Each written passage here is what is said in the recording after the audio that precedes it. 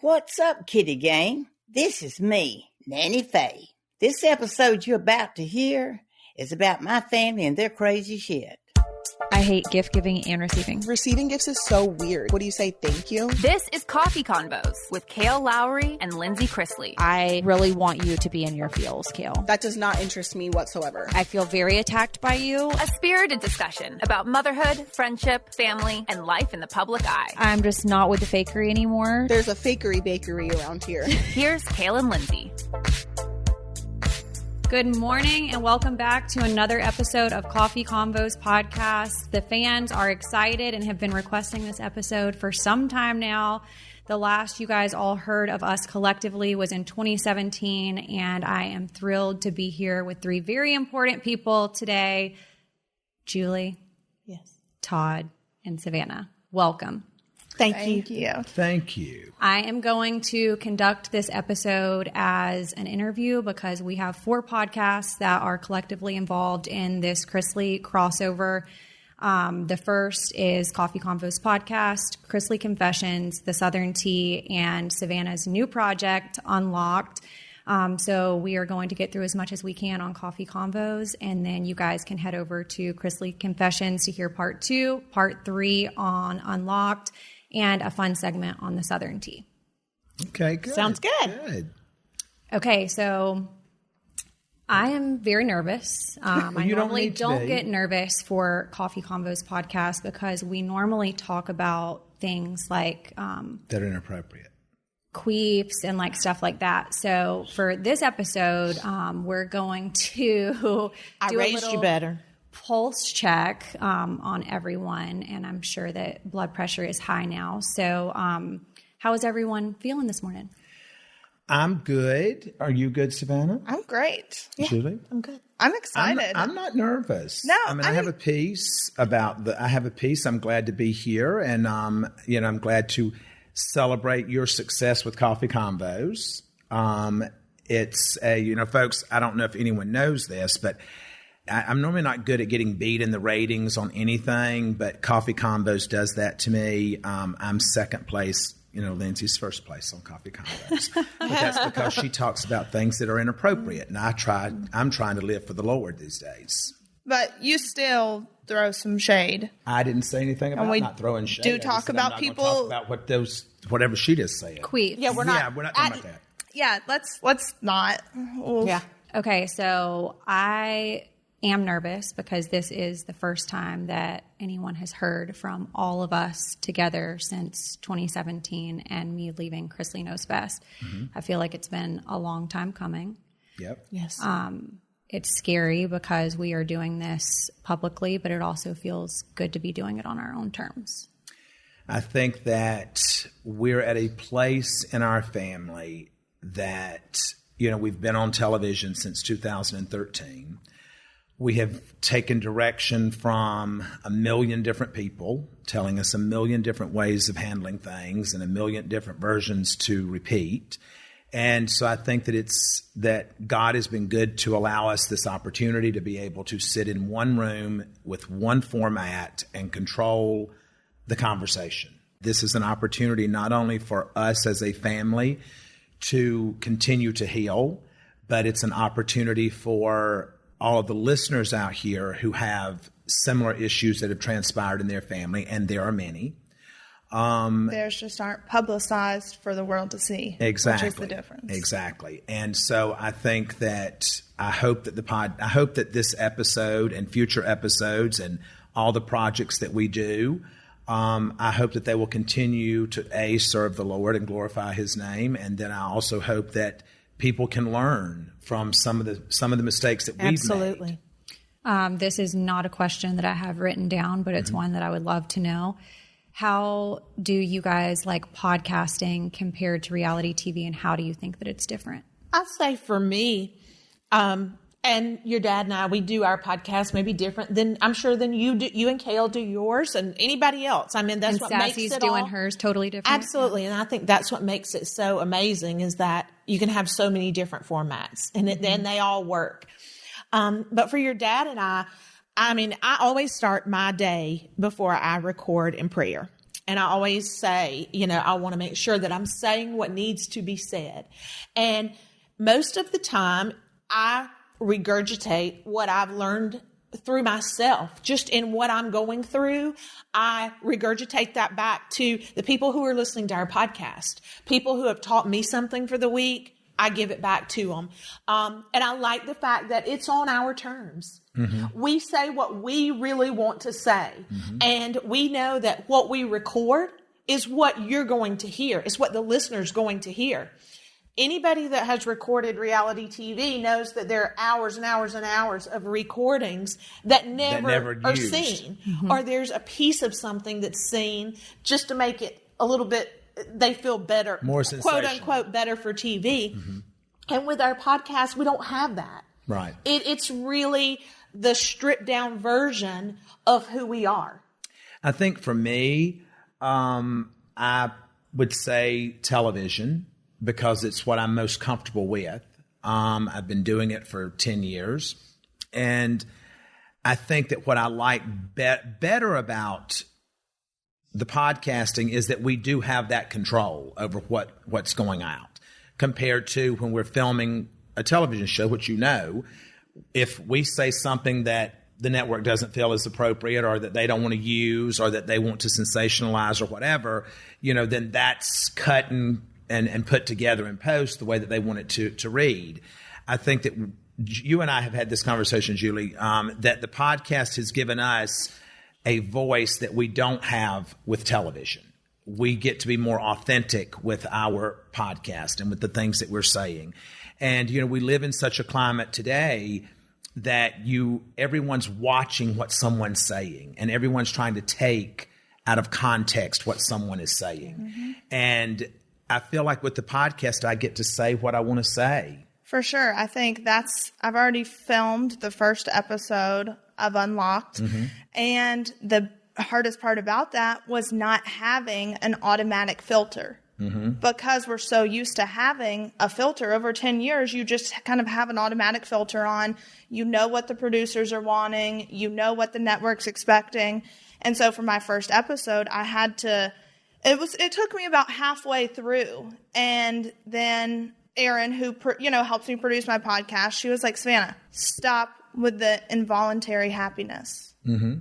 And I was like, I love that. Yeah, mm-hmm. Because I just am always, you put a smile on your face. You learn. It doesn't matter what you're going through. And so what I'm looking forward to most is people seeing the vulnerable moments, me being able to be honest about something, and for people to hear about my relationships and where they've gone wrong. And that everything's not always just funny. Exactly. Not everything's always funny. Well, I think that's been, Lindsie, going back to your question, that's been a bone of contention since season 1 of Chrisley Knows Best, is that, our show started out as a true docuseries, reality mm-hmm. television, but the world received it as a comedy.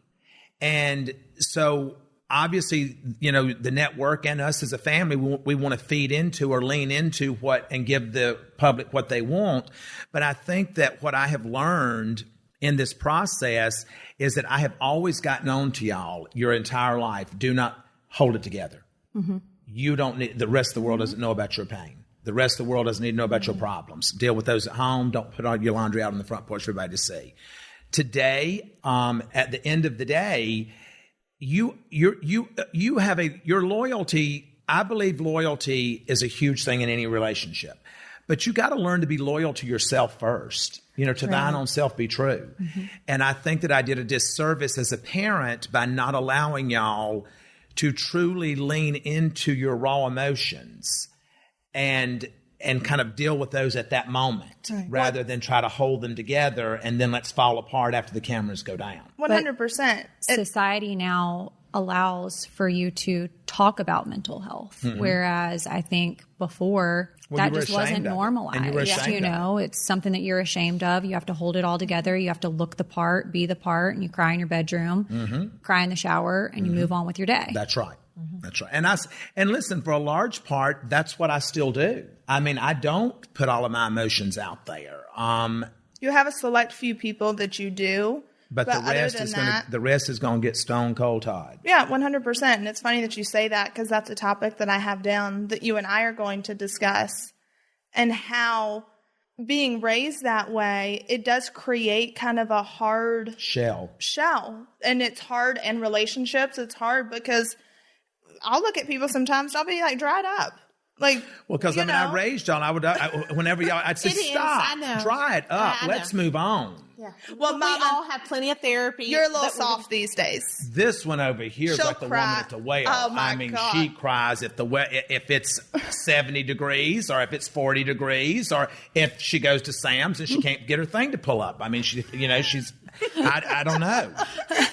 She'll cry at the mailman. Yes. Well, she's probably going to start crying now because I would really love to cover on this episode the estrangement, where it started, and what the family dynamic really looked like prior to the estrangement and working together as a family, and how there are so many pros to that, but also cons. Mm-hmm.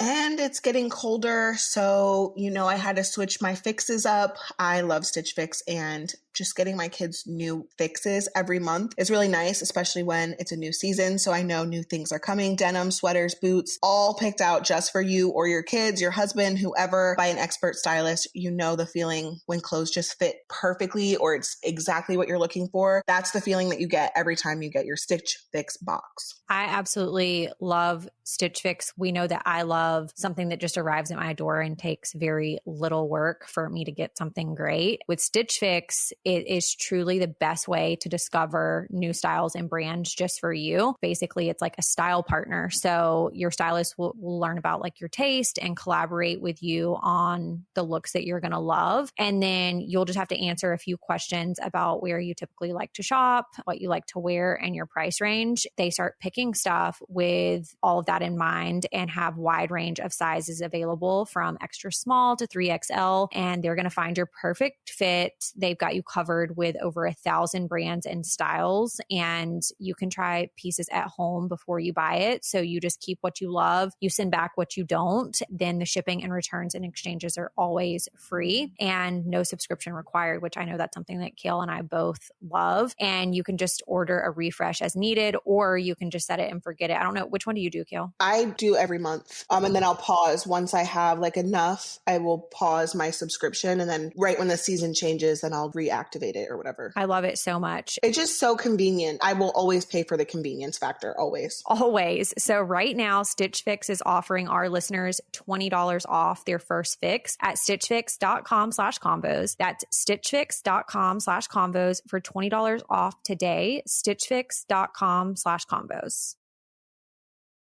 I think that the estrangement kind of started when you guys made the move from Atlanta to Nashville. I think this is my opinion, and y'all have y'all's, of course, but I think filming the show out of Atlanta, having my son there, and knowing that my husband at the time, his parents were there, and that's where we were raising our child, it wasn't an option for me to make the move to Nashville. And I knew that. And to know that not only was my family leaving Atlanta and what we knew, or what I've known, also my job was leaving. Mm-hmm. And that was hard. Right. To know that even though I didn't let you guys keep Jackson, to know that y'all were there, there was still a sense of security, knowing that you were just down the road. Right.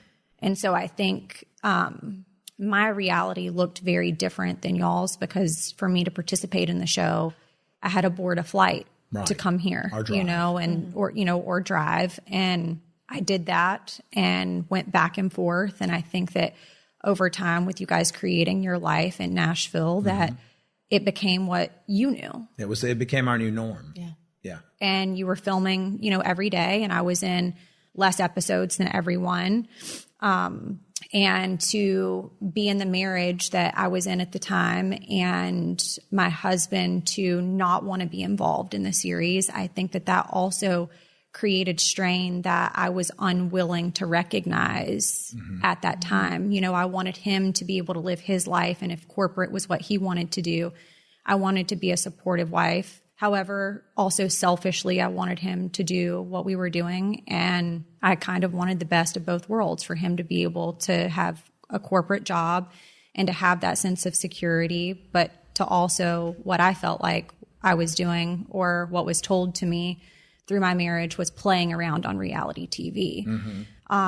So I do think that with y'all moving to Nashville, I became much more limited in what we would call storyline on Chrisley Knows Best, and you guys moved on with your life. And I think it did create a sense of jealousy that it wasn't like I was choosing to be jealous. I think it was just everybody else is doing this and now I'm not. I mean, I received that. I mean, I understand that. I think that and I'm not going to speak for we, because y'all can speak for yourself. I think from my perspective, you had Jackson, you were a very hands-on, controlling parent, and we didn't get to keep Jackson. So I didn't feel that. I guess I felt like kind of like what you did, you're down the road. Right. So I was being a grandparent down the road, and we didn't have a relationship with Will. We didn't have a relationship with his family. And they made no effort for that. When Savannah moved, you were already married. I knew you were safe. She left to come to Nashville, and I was worried about her. That's what caused us to move to Nashville. And I was also going through my own struggles and my own journey of figuring out who I was, my mental health, all of those things. So I would come home every weekend. Right. I would, and even when filming was still happening there, I would go to class Tuesdays and Thursdays, come home Thursday night, film, then come back Monday night. So it was but I think going back to what you were saying is that, I think that you, from my perspective, and after having all this time to kind of like internalize a lot of this, I think that us leaving triggered in you kind of like, because we have to go all the way back. Right. I think it triggered in you your biological mother's abandonment. And then now here we are, I'm uprooting everything that you know. We were your stability your whole life. And now we're uprooting and coming to Nashville. It certainly was never done intentionally to cause you pain, because I love you as much as I love Savannah or Chase or Grayson. I mean, I don't love any of y'all more than I do Chloe, but I mean, I do love y'all equally as far as my children. But I feel like that there's been so much hurt from not communicating it and not being able to know how to properly articulate the pain and where you are at that present time. Because there's been retaliation due to that. It's, you do something, we don't discuss how it bothers us, and then just like... Well, I think if you go back to Lindsie, what you were saying, to the world, and unfortunately at that time, we were part of the world, not really part of your world. Right. But so the world. To the world, you had a perfect life. We didn't know that your marriage wasn't great. We didn't know that your relationship with your in-laws wasn't great. And because of that, you were in the perfect storm. Right. We just didn't know it. And, and I look back now, and I've said that I've had this conversation with you, Lindsie. And Julie, you and I have talked about what I'm getting ready to say. How many times I wanted to reach out. You've said how many times that she had picked up her phone and she stopped. And you have said. Yeah. As because there was a lot of hurt. I mean, people listening aren't a stranger to hurt. To the situation. To our situation, because it's all been put out there. I mean, it's all been put out. It's all been put out there, but it's been put out there haphazardly. Yeah, but also too, something I want to address: me going through LAX and TMZ getting me about something with Lindsie, and I had just found out some information prior to that was extremely hurtful that she had said and done. So therefore, I then had a lapse in judgment and acted out of character and did the wrong thing and said negative things about her in the public eye that now I'm like, should have never happened. It should have never happened. But and the irony of that, what you just said, is that, again, going back to about retaliation, because I did that in a tweet thing with you on Twitter. Lindsie did things that said things that should not have ever been done or said. I perpetuated that by stepping outside of being the parent. That's right. And stooping to a level of letting my hurt cloud my judgment. I think it goes back to hurt people. And that people say that and they say it very flippantly. But I think sitting here today, it's for hurt people that hurt people. It is. And I'm glad that we're here today because our situation is more common than it's not common. Mm-hmm. And people need to hear it. People need to hear the true story of what our life has been. Not just what our life has been since we filmed, but what my life's been since 1995. Yeah. When I met you and Kyle. And, sorry. Just take a second. You know, I think there's so much more to our story. And I think that we've all made mistakes. And as a parent, I can say that I hope that with every child I've gotten better. But at the time, we did what we thought was the best. We knew how to. We did the best. And looking back, there were things that we should have done differently. And as a parent, I'm sure Jackson's only 9 years old, but you can still, even 9 years into it, you can look back and say, you know what, there are things I would have done differently. And that's just a part of life. Well, I mean, that's just a part of being a parent and being flawed, which is what we all are. It's you know, Lindsie, you and I've had the conversation. You went through this divorce, and you went through this divorce on your own. Yes. You had no parental or family support. You did it on your own. And you have no idea how many times that I wanted to pick up that phone and call you, but out of fear of it being received in a different way into which I was trying to, than I wanted it to be received, I let my pride stand in the way of me doing it. Now, that won't ever happen again because at the end of the day, I'm going back to what I've always done with y'all. As a parent, I'm the parent, you're the child. You are now, I'm the parent, y'all are young adults. I have to learn a proper boundary of how to address y'all and of how to say, this is my boundary. And because this is my boundary, that's letting you know, don't cross it. Because if you do, now I'm going to have to cross a boundary that you've set. Right. And I think it's getting to a point for you, Todd. And if I'm wrong, correct me. But you said you have this boundary. I think I've seen this growth in you where you have learned that our adult children have boundaries that we have to. Right. We have to accept and we have to say, okay, this is Lindsay's boundary. And we have to, even though we may not agree with it, or this is Savannah's boundary, even though we may not agree with it, this is their boundary. Right. And this is our boundary. Right. And we have to come to a place where we can both say, okay, we can agree to disagree. Mm-hmm. But at the end of the day, I think, and I've said this many, many, many times, and you know it, it's not, I'm going to take my toys and I'm going to go away. Mm-hmm. I'm going to leave the playground and I'm going to take my toys and go away. Because that's not what a family is about. But also, too, Lindsie, and you tell me if you agree, from our perspective, is... I already know where this is going, but go ahead. It's hard for me because we've never, or at least me, I've never known anything other than y'all. And other than you, like, not controlling, but making my every move for me. And now, as an adult, I want to have my boundaries, but then there's also times where I revert back to, well, I want to be the kid. Well, that's your safe zone. Yeah. And so it's hard. And it's when it comes to me creating boundaries, it's not fair for me to say, oh, I want boundaries, but I want to be a kid too.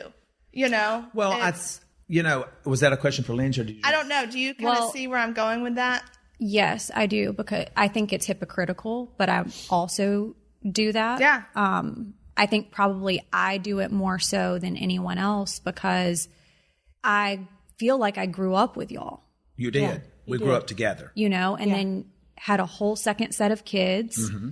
And y'all were very different with them than you were me. Mm-hmm. And that's not a knock by any means. You knew better. I would hope that you would have been better.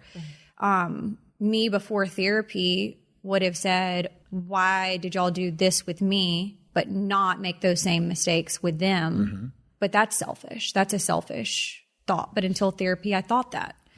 I think as a family, because we have always been so close, and as Savannah said, that's all we've ever known. We were just a big family and always together. And, you know, yeah, we had like friends or whatever, but I mean, we were each other's friends. We were each other. And we didn't have boundaries. We had no boundaries. That's right. That was the point. That's right. You know, we never had boundaries.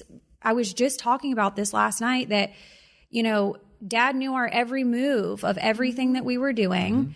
Savannah and I. Well, not everything. I've since come to find out. Okay, There's been plenty that y'all did. Yeah, I can't wait to talk about. We're going to talk about that on my podcast about things that we've maybe done that y'all have yet to find out about.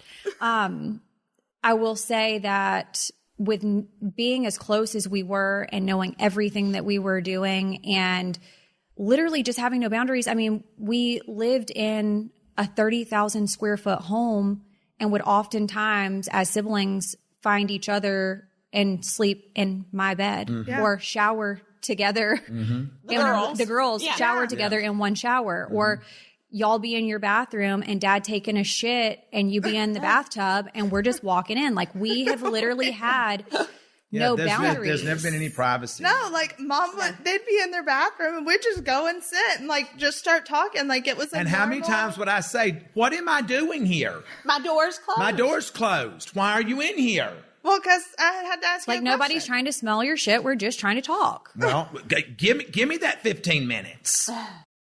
I love KiwiCo. KiwiCo knows a thing or two about delivering fun for all ages. These are perfect and they make the perfect gift. It's new, it's different, it's exciting. They're hands-on. Kids love them. My kids love them. And each box is kid approved by a crew of the kid testers to ensure they're age appropriate and seriously fun. So we keep these on hand at all times for school projects, for rainy days, for pretty much any time. And like I said, I gifted this as a Christmas gift to one of my nieces and she loved it. She thought it was so fun. I actually have gifted this several times and I love gifts that just keep giving, and this is definitely a goodie. I keep some of these boxes on hand at all times, like Kale said, for like a rainy day. If we ever have like a play date over at my house, or let's say like I have to do something and someone's watching Jackson so they can like do the project with him. It's just so great. It's a subscription that just, like I said, keeps on giving and allows them to be creative. They feel so accomplished when they're doing these little KiwiCo crates. And I know as parents, it can be very hard to try to find creative ways to keep your kids busy and challenged. And so this takes all the thinking out of it. Everything you need comes in the box, and they have 9 different subscription lines for different ages and categories. So there's something for every kid. Hands-on science projects, art, and geography projects delivered to your door every month. They will get so excited when they see their box arrive. They're going to want to go through it immediately, and it's going to be their favorite day of the month. And you will truly be surprised at how high quality the materials are too. These are real engineering, science, and art projects. So give awesome this holiday season with KiwiCo. Get your first month of any crate line free at kiwico.com/coffee. That's your first month free at kiwico.com/coffee.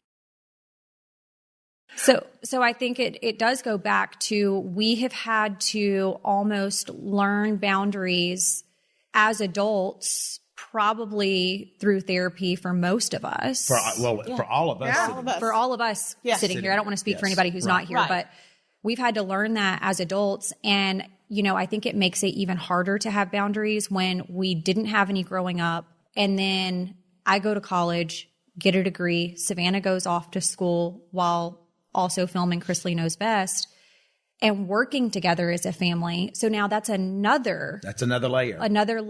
That I think that people don't understand, that's a whole nother navigation. Mm-hmm. Yeah, because I think very few people, people have family businesses and things like that, but it was every day. People have family businesses. We were there. People have family businesses that allow them to have different aspects of that business that they are in control of. Right. Our family business is being in each other's business. Mm-hmm. Exactly. Mm-hmm. That's our family business. And too, if we're being honest, our relationships have been so rocky because it was about this picture perfect image, if you think about it. So there was so much hiding from each other I can say from like a sibling aspect, and even from y'all, it was I don't want to disappoint. Right. So if I do something, I'm going to hide it. So there was no intention, like we weren't being intentional about our relationships. It was, I need to do better than this person. I need to, be funnier. I need to be funnier. I need to be noticed more. I need to be. So it was all about a competition that when in reality, we're sitting here, I'm 25 years old, and I really don't feel like I know you. You know, and that's the hard part. It's, I know this, there's this image that we feel like we know of each other, but if we're being honest with each other, we don't. Right. We really don't know because we haven't taken the time. Well, I think there's this gap. I think you're have referencing that you don't. You Lindsie, I'm looking at Lindsie. I think you go, from this place when y'all were all in the house together, and then you had this huge gap that was probably the time when you should have been the closest that you weren't. And so now it's a rebuilding. And I know that for me, I'm grateful to have another day to rebuild. Because someone laid their head down last night and they didn't wake up this morning. That's right. So to have another day to rebuild is a blessing. And I think that, this is what I've shared with you. It's what I've shared with you. You've got one sister. That's right. You've got one sister. And at the end of the day, there's something different with sisters.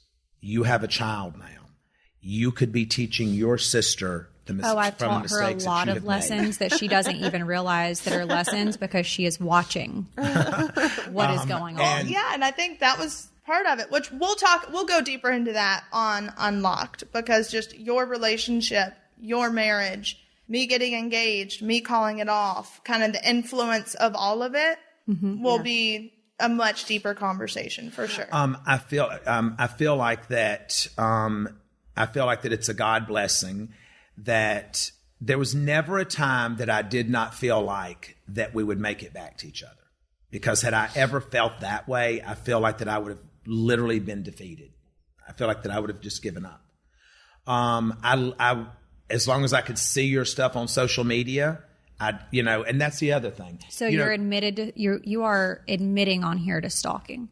Yeah. Oh, I did check your stuff because I that's the only way I knew how you were doing. But then I realized that social media is really just a lie. Screen. It's a smoke screen. Yeah. It's the highlight reel. That's right. It's the highlight reel. Yeah. And, I didn't know all the pain you were going through. I didn't know about the divorce. And, I read these articles that, your dad was there was a thing on the Instagram the other day where somebody said, well, I hope that Todd, you stay out of this and doesn't ruin the first marriage or something. Well, I heard you were in a car wreck and dead the other day on Instagram. So somebody you literally can't, you can't trust. But, I want to be very clear. I never had any involvement in your marriage. There was never any involvement there. So I didn't know what was going on other than I was finding it out the same time everyone else was finding it out on whatever you would post or what would come out in the press. I would get those phone calls, from my agent every day or every other day.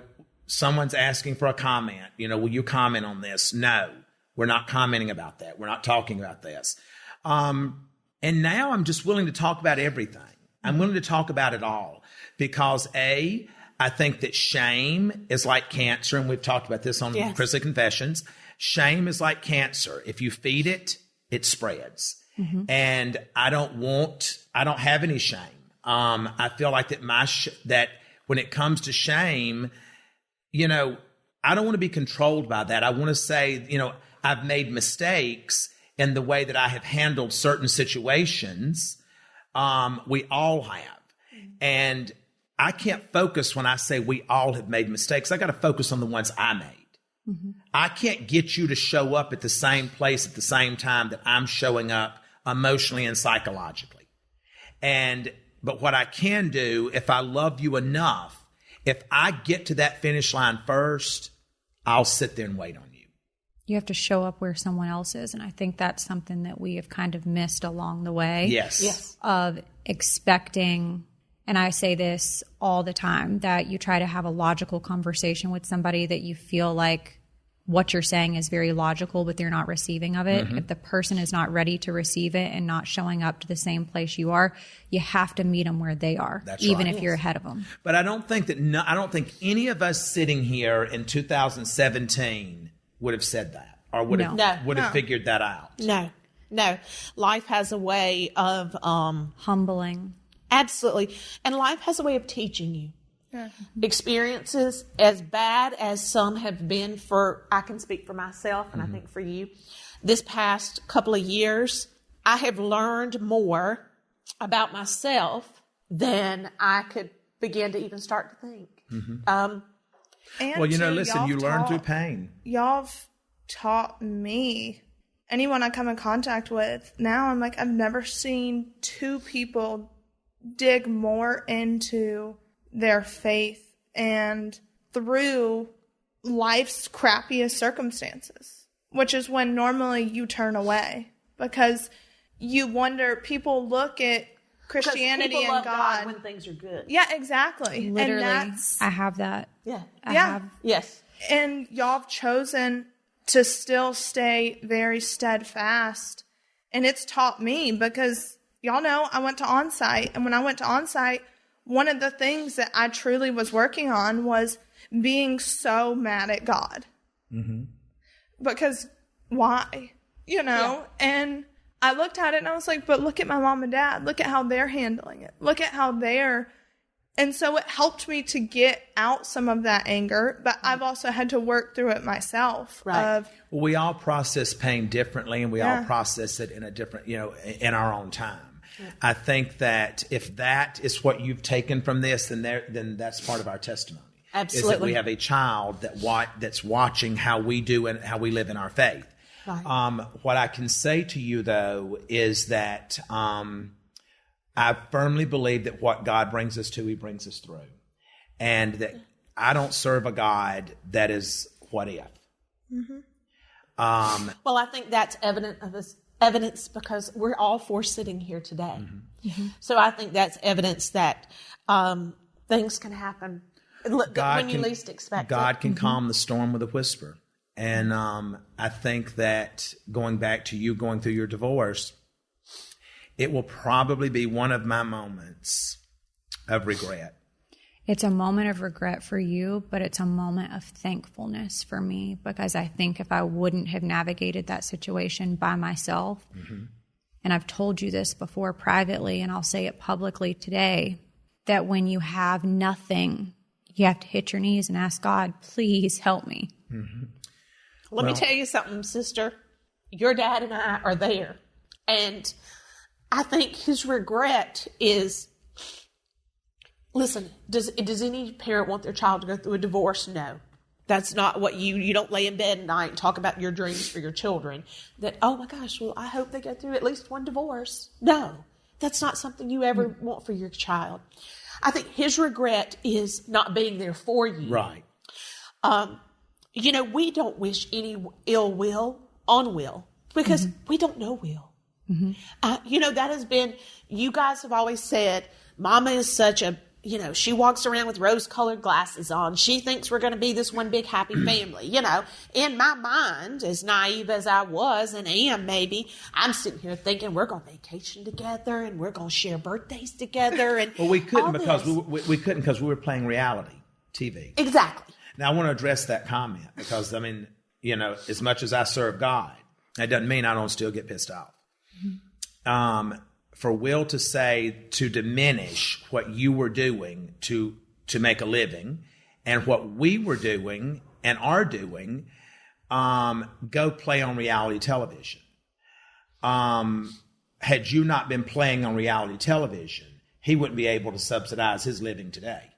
So I'm proud of what I have done on reality television. I'm proud of what you have done. And I am proud that you took whatever I've always said to y'all.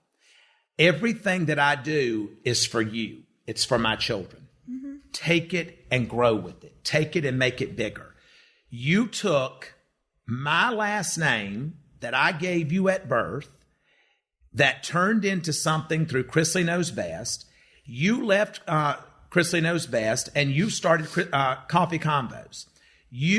I have said to you, you took the platform that I created and you jumped off of it. Absolutely. And you built your own platform. And that is that from a parental standpoint, that is a wonderful feeling as a parent, And, it goes back to what I've told y'all before. If you go out here and I tell you don't do something, I really don't think that's what you should do, and you succeed at doing it, I still get to be right because you're still my child and you did something that was good. And you took and created a platform from what you came from, and you've done exceptionally well with it. And I'm proud of that. I mean, I don't, know all the stuff that y'all talk about. Julie listens. Don't tune in. I'm not, because Julie tells me not to listen to it. But, I think that you have a market, you have a viewership or a listenership that is different than what I'm going to have, and that you will have something with Unlocked that may be different than what all of us have. But I do believe that we have a lot of crossover from each other. I feel like that watching you grow your business, whether that be Coffee Convos or Southern Tea or, your brand work, things like that, but still watching you be a mother. I don't care about the podcast. I don't care about the brand work. What have I said to you about her? Lindsie is an exceptional mother. What have I said to you about your sister? Same thing. That is the thing that I'm most proud of you for. Yeah. Because the thing that has held you back your entire life is the thing that you became the best at. The thing that you longed to have your whole life was a mother that worshiped you the way you worship Jackson. And I now understand that you, Julie, could only give to Lindsie what you were capable of giving and what she was ready to receive. And what you were willing to allow. And what I was willing to allow. Because I think, from the very beginning, you were not allowed to discipline them. Right. You could not put your hands on them. They were my children. Yeah. I made that very clear. These are my kids. So I kind of went into our marriage, bringing my two children and saying to you, these are my kids. And even after Chase and Savannah were born, it was kind of me chasing Savannah and Todd, Lindsie, and Kyle. Mm-hmm. It was very much like that. Even though they were his kids too, and the irony very much that way. But the irony of that is that you, Lindsie, felt like, or you've stated in the past, that it was you and Kyle were on the outside looking in. We're actually covering that on Unlocked. Okay. So we can't go into that here. All right. So a change of season means longer days, better outdoor activities, and more ways to get healthy. And this is one of my goals that we just talked about on my live and on the podcast. But Everlywell has tests that you can do from home. They have at-home lab tests, and you can also add their vitamins and supplements to your daily routine, which is really nice. And I just want to take better care of my health, I know we talk about this all the time. This time of the year, I definitely need to up my vitamins and always do. So I love that Everlywell has high quality vitamins and supplements that help support your overall health. You can choose from different options. Like I said, vitamin D3 and omega-3 fish oil. Kale and I have regularly taken these tests and absolutely love it because you can just do it from the comfort of your own home. And for those of you who haven't heard of Everlywell, Everlywell is digital healthcare designed for you, all at an affordable and transparent price. They have over 30 at-home lab tests. Kale and I have taken so many of them. And I recently just did the women's health test and am waiting on the results from that. But you will be able to choose from tests that make the most sense for you to get the answers that you're looking for. Yeah, it's just super easy. And for our listeners of the show, Everlywell is offering a special discount of 20% off an at-home lab test at everlywell.com/convos. That's everlywell.com/convos for 20% off your next at-home lab test. everlywell.com/convos. I just think that everyone's perspective is different because to me, all of you are mine. You're all my children. So I never could relate to any of you feeling different because I didn't feel different. But my perception from my eyes looks different from her perception from her eyes, yours. Absolutely. Anybody else. But I think that, going back to it, your greatest accomplishment, and I want you to see this early on and not take until you're 50, your greatest accomplishment is your children. Mm-hmm. And Jackson is your greatest accomplishment. That's right. Regardless of how successful Coffee Convos is or Southern Tea or future projects that we've got coming, regardless of how successful they're going to be, because I do believe that God has his hands on those and that God's plan is to prosper us. Nothing that I have ever done or will do will ever be a bigger priority or a greater accomplishment than that of raising my children and of being a husband to you, Julie, and first of being a child of God. So the things that you all find joy in today are not the things that I find joy in today. I don't like to film television every day. Y'all have known that for years. I've tried to pull away, and somehow I keep getting pulled back in over and over and over. But some of us have got things we got to accomplish. Yeah, clearly. Daddy, keep going. Heck yeah. I got Sassy by Savannah. I got all these projects. I got to find me a man. So, keep going. I hope you have better luck with that. What's your next question, darling? I would like to circle back to the divorce just for a second, because I think that God's timing is perfect and impeccable. Because had you been involved in my divorce, some of the circumstances would have looked very different. I think you would have had me advocate for myself more, regardless of the position I played that led me to be divorced. Well, because I believe that, we all make mistakes. You have acknowledged your mistakes, and I have shared with you privately. And, you've said before we started this podcast, things that we've talked about that we're open to talk about here. I have shared with you, you had an affair, and I don't condone that. I was probably the hardest on you for that. But you are not exempt from forgiveness. Amen.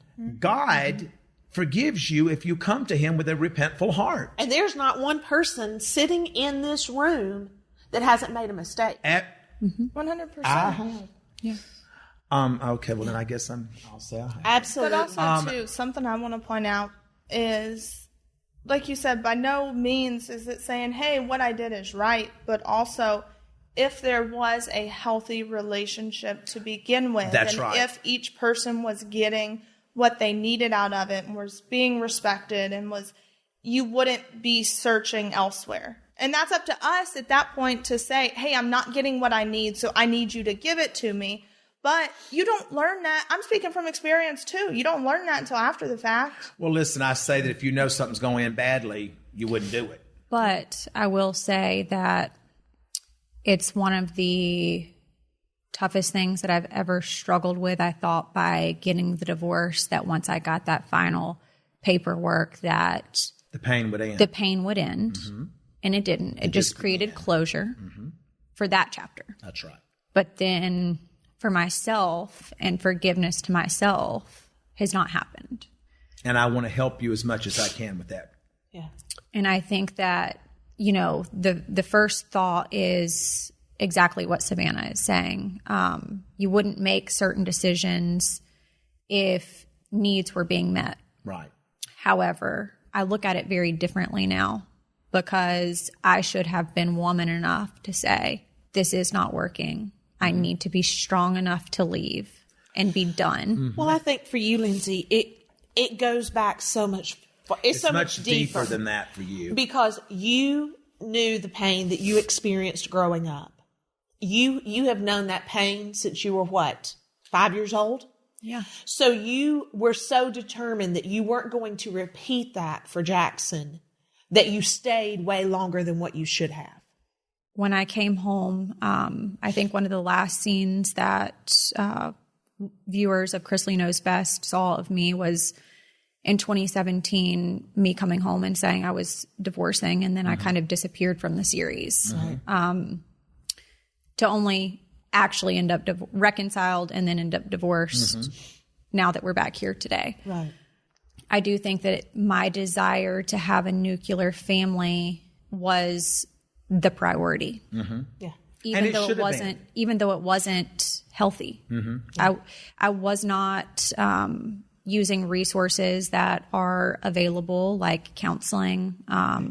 We went to therapy once, saw a Christian counselor, and pretty much realized then that he wasn't going to admit fault and I wasn't going to admit fault. So we just weren't going back because we both left angrier than we arrived.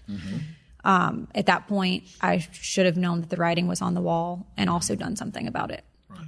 Well, listen, we can live our life with the coulda, shoulda, woulda. But what I need for you to understand is that you don't need to have forgiveness from anyone other than God. And once you truly can accept that forgiveness from God, you will forgive yourself. And my advice, for whatever it's worth to you, is that when you know better, you do better.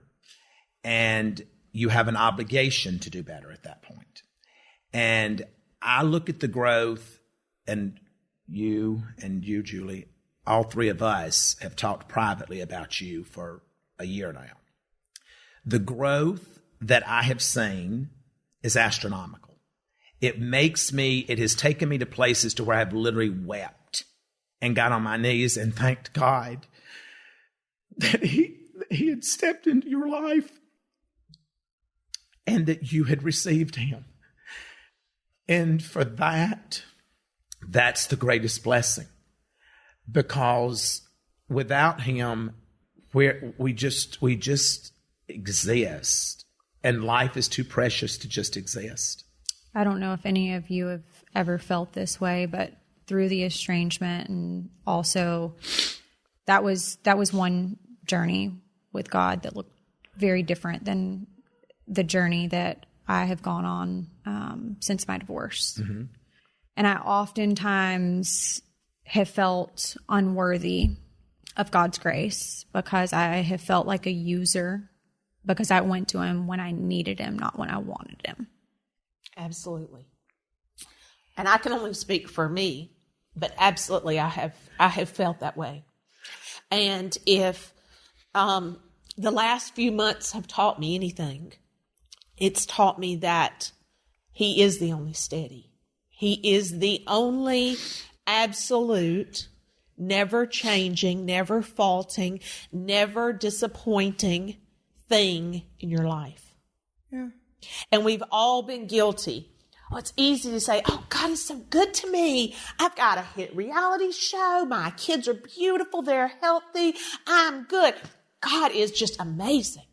When everything's going right. When everything's going right. And something you said, which is a God moment, is you use the word worthy. And that's the one word that I chose for myself at Onsite.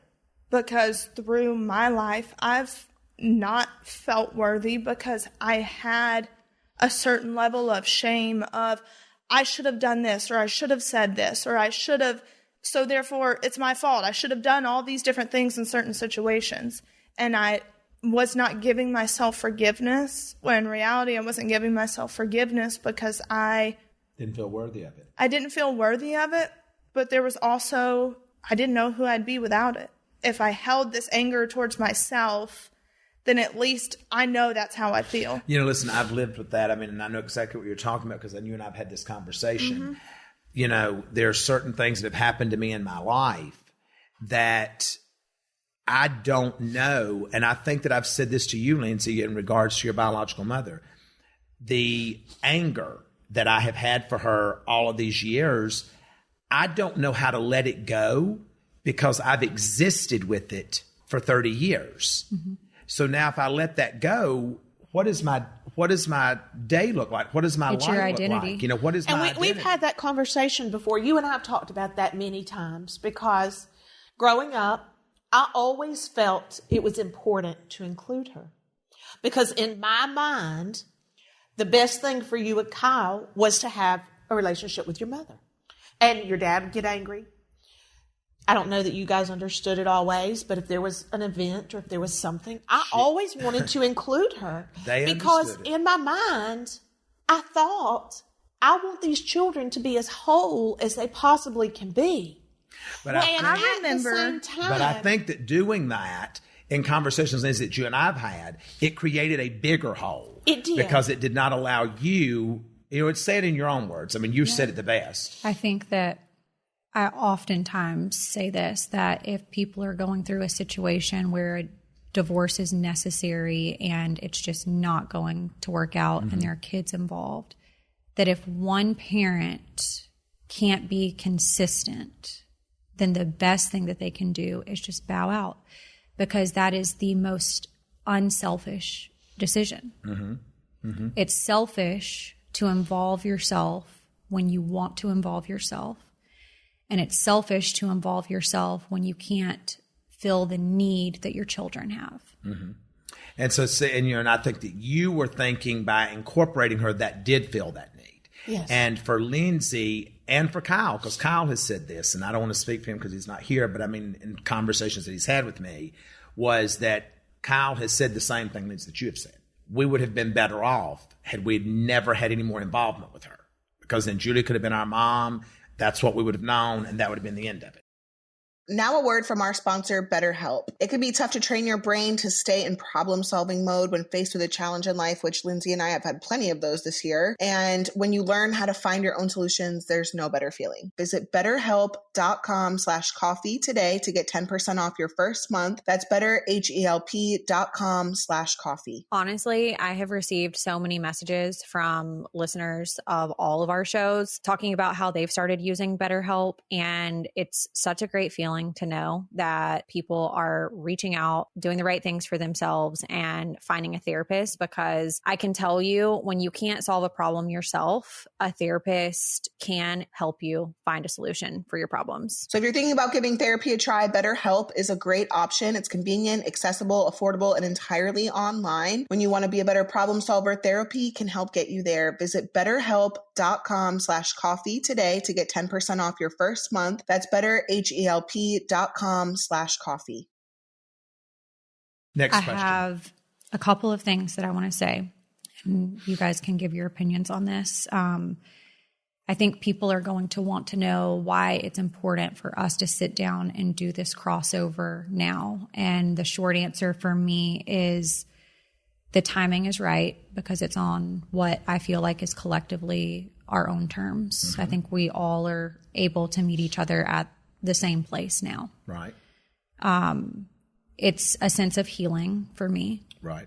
And public acknowledgement and honesty to say, this is our story. Right. And it's not beautiful, and it's, hard at times, and it's happy at times, and it's been devastating at times, but this is the story. This is the truth. I think that for me, if I had to do it over again, I try to take the positive out of the entire situation, because if you don't, and therapy has taught me that, if you don't look at the positives of the situation and you dwell on all of the negatives, you're not going to be healing. And so to be able to be here, I feel blessed, but also my biggest advice to anybody that is going through any type of estrangement, the time that you lose isn't worth your position in the fight. I agree. Yeah. I agree. I don't think it could have been said any better. I think for me, why do it now? Because now is my time. Now I'm ready to do it. Now I'm at a place with you that the healing has begun. You and I have said the I'm sorries. We have acknowledged our contribution to each other's pain. And I was never going to do this based off of a network telling me to do it or someone else telling me to do it. I was always going to do it. I always knew the time would come. I always held on to that hope, and my faith never wavered in that. But I also always knew that I would do it when I was ready. I think people are going to want to know who reached out first to sit down for the podcast. I can say that I did.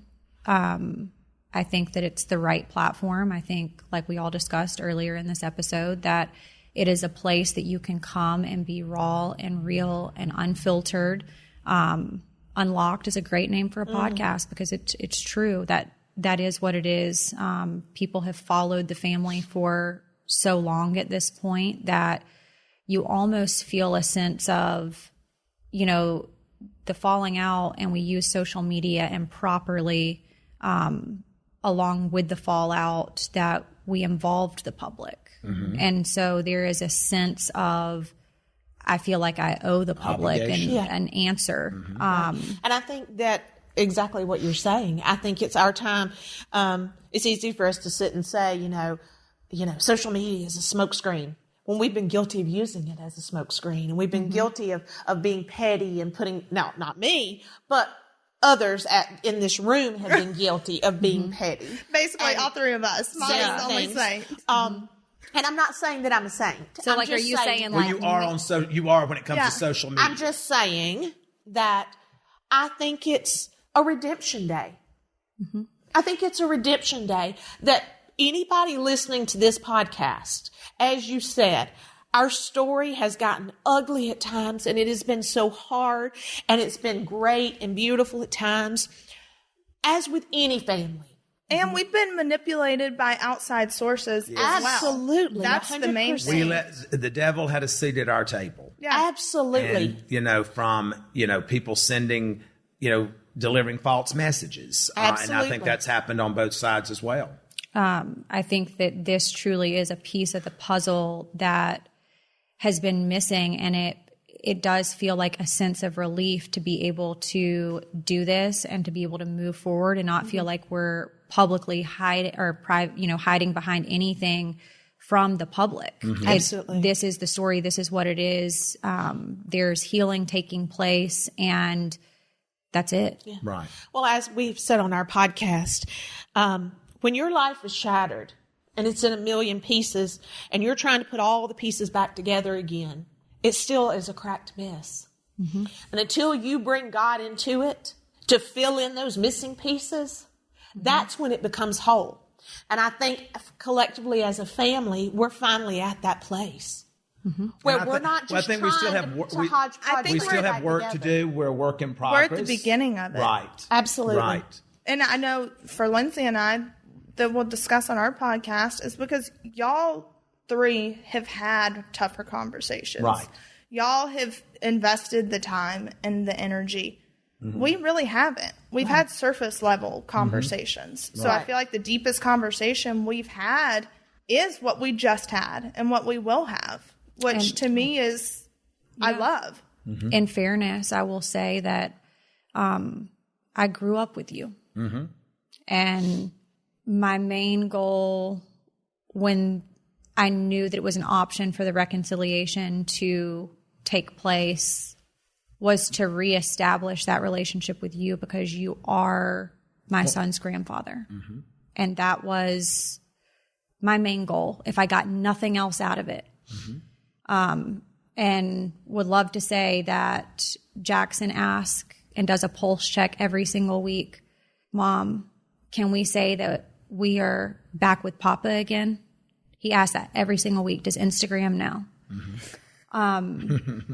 That was my main goal. And if anything else came out of it, where I have a relationship with you and I reestablish relationships with my siblings, that was just the icing on the cake. Right.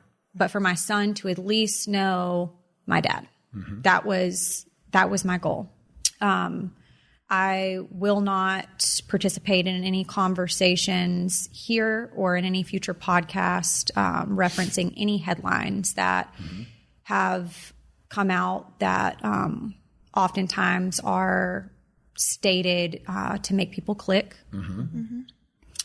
None of that stuff is important. No, and I'm not going to talk about it because I'm not going to let somebody else go click it.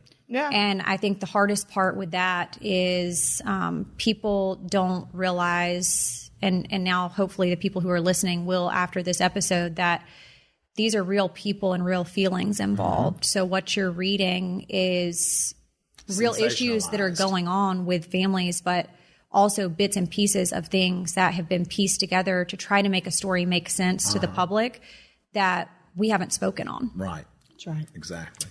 I would like to ask you guys one question, and then we're going to do some foul stuff really quick. Some what? Foul stuff. Some foul stuff. Yeah. You know, like FOUL. Yeah. Yeah, FOUL. Can you guys offer any advice to other parents that are going through estrangement with their children? I don't want to talk about estrangement with siblings because I'm also going to reference the same question to you guys on Unlocked. Okay.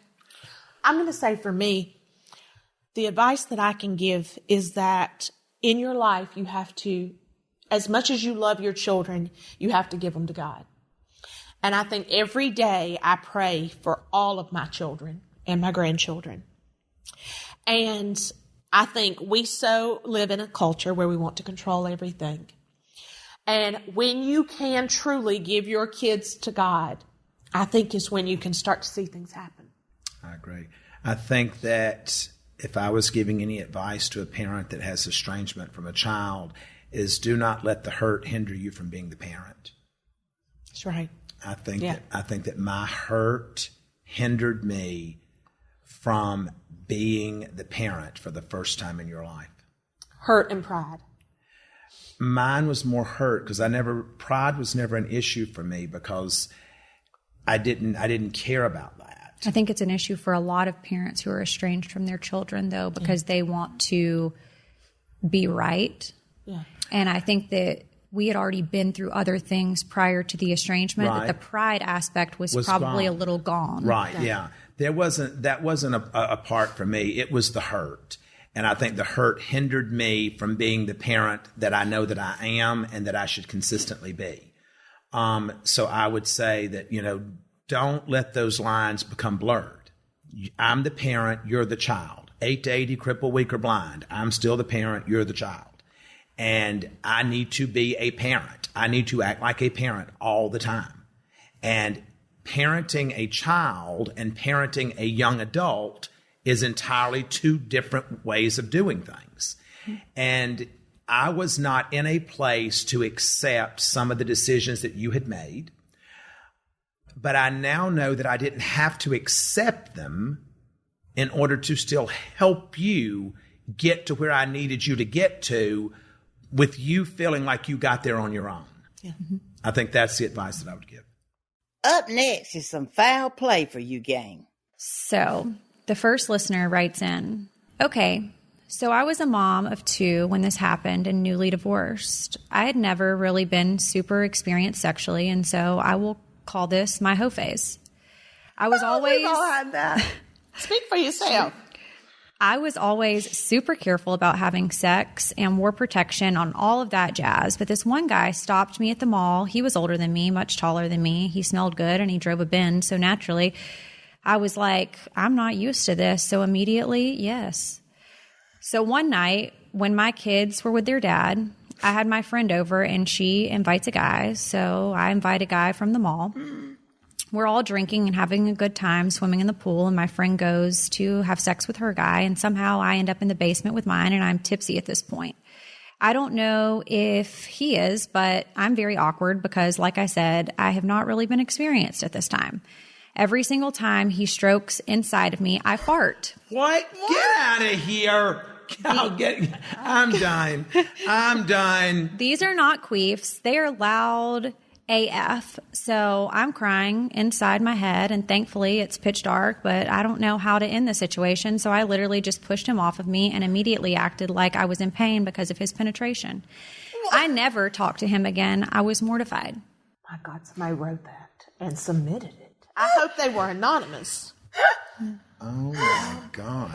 Who? I'm not. Do you think? Okay, my question. Let me just tell you something, and we're gonna move on. This woman right here, who's got 2 children, meeting somebody in the mall and hooks up with them because they smelled good, drove a Mercedes-Benz, and she's talking about farting when he penetrates her. She needs psychological help. But do we think that there's a couple things that I want to say about this? So do we think that because she's inexperienced in the sexual game, she's not. She's inexperienced in having class and No, do you guys think that she was so inexperienced in the sexual game that she was actually queefing and thought it was a fart, or did she You just have taught me about all this stuff. Stop. Because if she farted, it probably smelled. I can't. I just can't. Y'all are all the fact that somebody would admit to these things. Don't even read that. Don't even read that. Okay. The second listener writes in, so back in the day, I used to hook up on the low with my friend's brother. One day... Oh God, did I write this? This is just a bunch of Is hoes this on you? this podcast either. Is this you? Did you write in? Everybody knows about Tyler. You Savannah? remember? That was all on the show. Yeah. One day, my dad took said friend and I out to lunch at Red Robin after we partook in some recreational marijuana use, and I picked the The daddy did marijuana with them. No. The kids. The kids.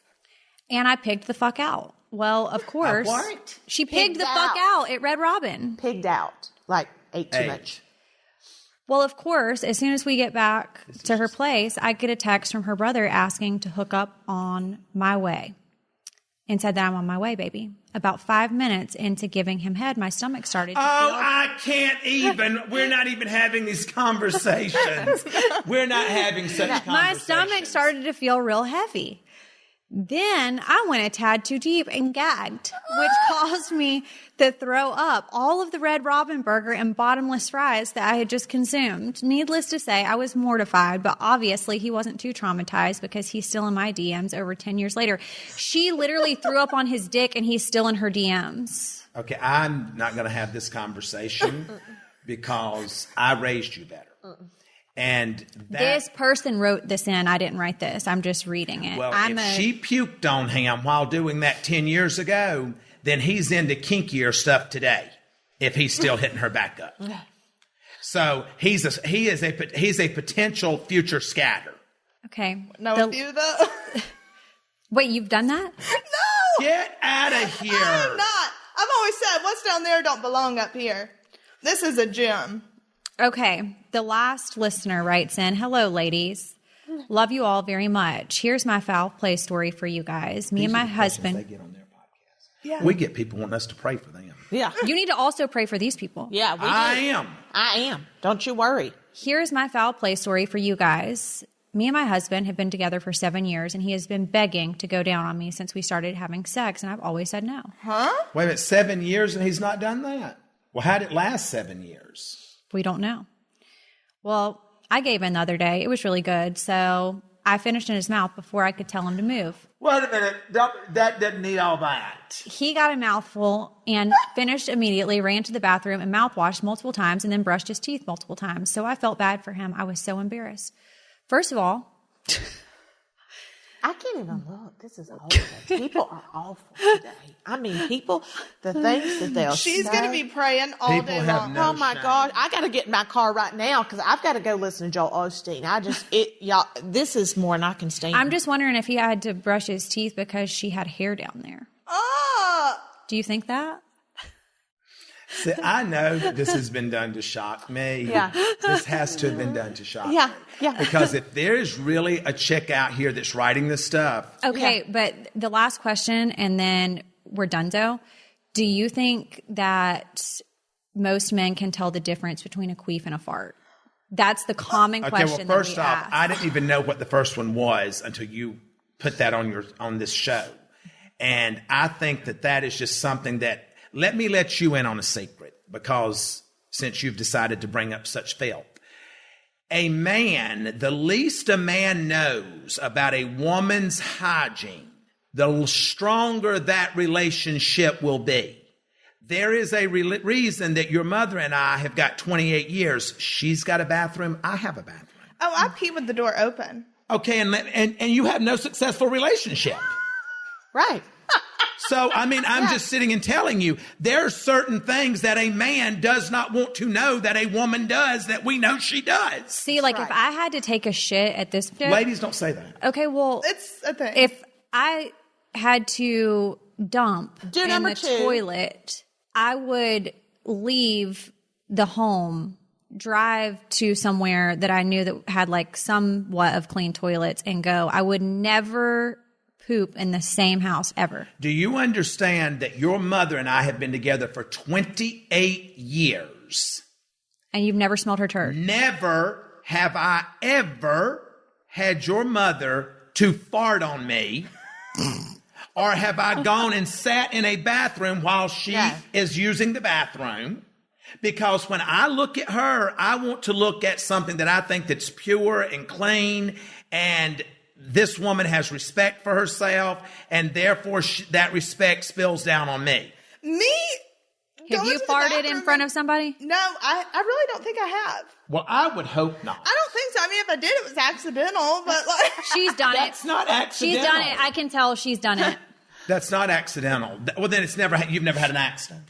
We're just different humans. Well, I'm going to show my worst so that, like, you know what you're getting, so it only goes up from there, you know? Oh, my God. We don't, no one, the next question doesn't need to be, why are you single? There is no more question. It's just, I would like to thank you all for sitting down with me. I would also like to thank our listeners for listening to part 1 of our Chrisley crossover event.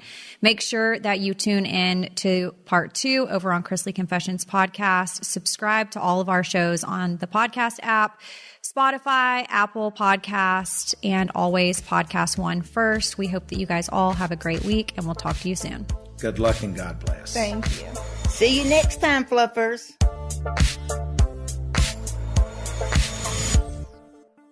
Hi, it's Todd Chrisley from Chrisley Confessions, and my family is telling their truth. And if you want to hear the whole truth, you've got to listen to my podcast, Chrisley Confessions. Lindsay's podcast, Coffee Combos and the Southern Tea, and Savannah's new podcast, Unlocked. It's our family story, all the gory details, spread out over 4 shows. So listen, follow, rate, and review now at Apple Podcasts, Spotify, Amazon Music, and your favorite podcast app.